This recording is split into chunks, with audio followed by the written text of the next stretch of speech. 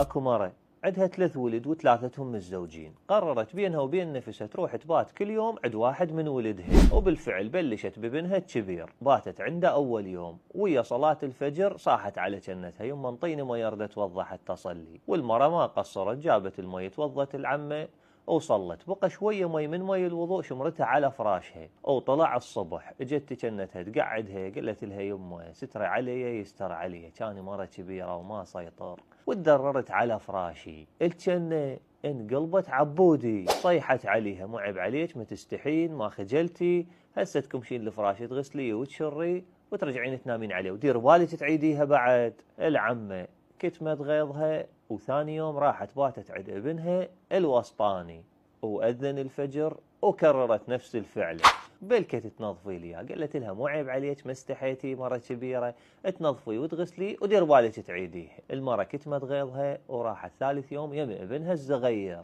وأذن الفجر وكررت نفس الفعل، قلت لها خالة سكتي ولا تحجين وانت مثل امي، انا فراشك راح اغسله وعطره واشره وافرش لك فراش جديد كله لاجل عيونك الحلوه. المرة فرحت قلت لها يما انا عندي بنيه صديقتي اريد اشتري لها هديه بس هي مقاسها مثل مقاسك، اخذت مقاس جنتها الصغيره وراحت للصايغ اشترت لها ذهب بكل ما تملك ورجعت البيت ابنها الصغير، وهناك وقالت لهم ارد اعزم ولدي الثلاثه هم ونسوانهم على عشاء، وقعدت العائله الكريمه على العشاء، والمره قالت لهم كان مي وانا درت وردت اشوف نفسيات اوادمي شنو، والحمد لله والشكر عرفت وين راح اخلص باقي عمري والمن انطي كل فلوسي. الجناين الاثنين وحده صار وجهها احمر وحده وجهها اصفر ورجع الراس براس، وقال يا ليت يعود بينا الزمن ونخدمها بماي عيوننا.